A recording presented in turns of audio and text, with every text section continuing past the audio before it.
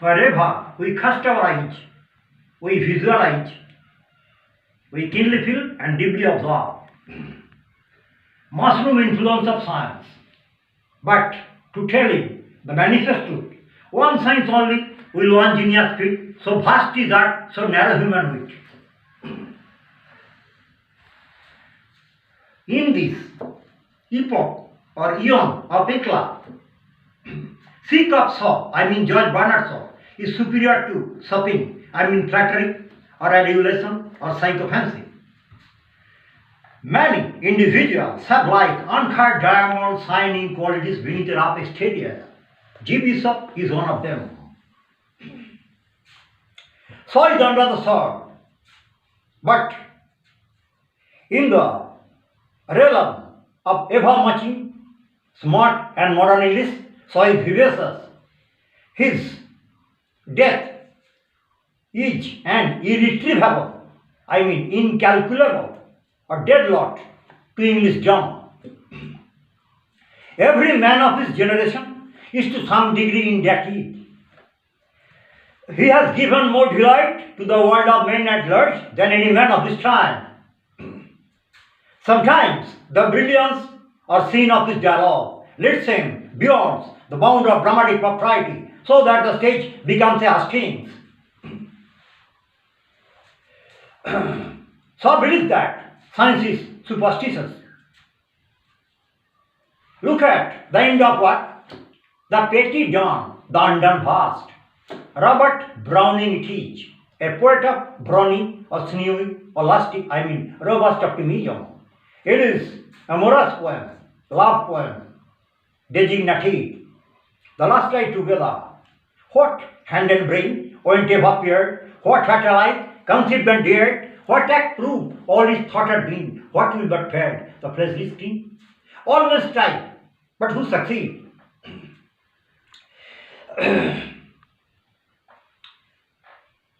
In his A Comedy and a Philosophy, dramatic parable of creative evolution, entitled Man and Superman, Shaw expressed his feelings in this way. Thus is a nursery in which men and women play at being heroes and heroines, saints and sinners, but they are dragged down from their full paradise by their bodies, hunger and cold and thirst, age and decay and disease, and death above all, make them slaves of reality.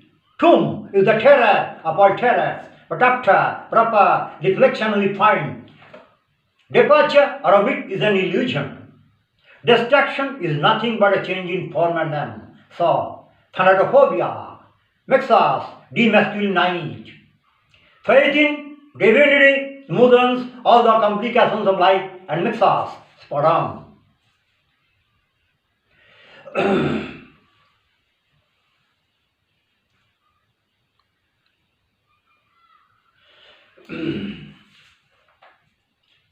To tell you the gospel truth, George Bernard Shaw, a pugnacious writer, prince of satirical wit, master of paradoxes, and master of masters, who was chiefly an iconoclast. Derivation, icon means image, class means breaker. But I do not mean image breaker. Repugnant to conventional beliefs and customs.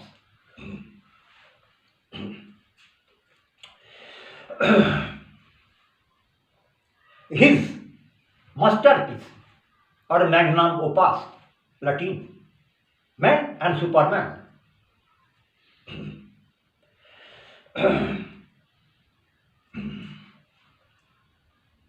enlightens our innermost chamber. These unsocial socialists of the Emerald Isle believe that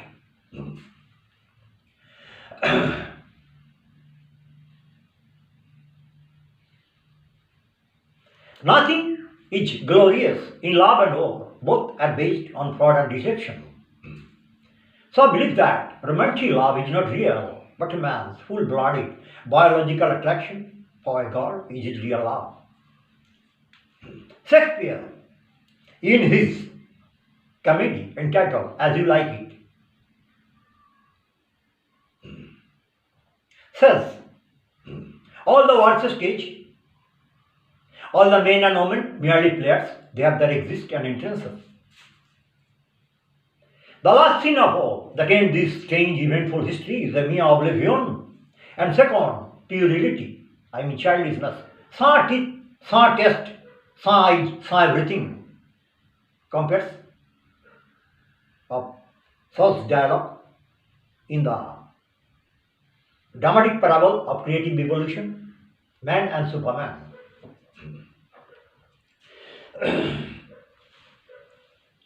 He says, I do not put dead flesh in living flesh. He was master of paradoxes. So I believe that in good society, Prince of Darkness, I mean Lucifer or Satan, is a gentleman. He says, criminals do not die by the hands of the law, they die by the hands of other men. Knowledge without wisdom is vain. Greek poetry is inferior to Hebrew poetry. Greek mythology is a tissue of absurdities. Greek orators are far beneath the Hebrew prophets. In the same way, so expresses his feelings. A learned man is an idler. He kills time with study. Beware of his false knowledge. It is more dangerous than nescience, I mean ignorance. Activity is the only road to knowledge. The age and age of specialization, storehouse of knowledge, has become vaster, but such expression is opposite to the occasion. No man can be a pure specialist without being in the sixth sense an idiot. 2 minutes more. Teach not enough your counsel, still be true, blunt truths, more mischief than nice falsehood do.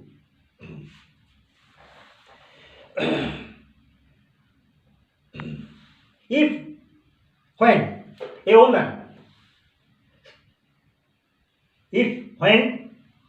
woman feels proud of her lover, when he sees him as a successful public speaker, Milton may be Newton, but Newton may not be Milton. A speaker may be a good writer, but a writer may not be a good speaker. Nestor may be Mentor, but Mentor may not be Nestor. 1 minute Of more. all kinds of success, that is, of all kinds of signal success, that is, a fervid orator is the most hilarious. Upon other occasions, the encomium or eulogy or laudation or deserve is conferred in our absence, and we are insensible of the hilarity which is given. But in oratory, victory and triumph are inseparable. The audience is moved. The adversary or antagonist or challenger or opponent or antagonist is vanquished, and the whole circle bursts into unsolicited applause. Encore, encore. Goodbye. Adieu. In Russian language, thus Vidania. Good night, good night. Parting is such sweet sorrow that I shall say good night till it be morrow. From Romeo and Juliet, a romantic tragedy, premortal creation of Wilhelm Shakespeare, who is not to be contained by a couple of epithets. Nothing is reasonable to be confused then. Lily Scotland, morals for extravagance, Decker's tender sentimental realism, John Marston's cynical harshness, robustness of Ben Jonson's thought and style, Samba, melodramatic poetry of John Hester, Thomas Howard's simple pathos, Thomas Middleton, dry cutting manner, rhetorical vein of messenger, and finally, John Ford's discarding subtlety, not to mention the superior genius, the center of this constellation, myriad-minded Shakespeare, who is not to be contained by a couple of epithets. In fact, it is true that among all the Elizabethans, except the fury genius Judge Chapman, lost in metaphors and drowned in subtleties, Wilhelm Shakespeare has a more difficult style than any other Elizabethan dramatist. Marlowe's eloquence, Johnson's vigorous realism, Descartes' easy grace, Middleton's high precision, Messenger's oratorical saying make their plays more lucid than his.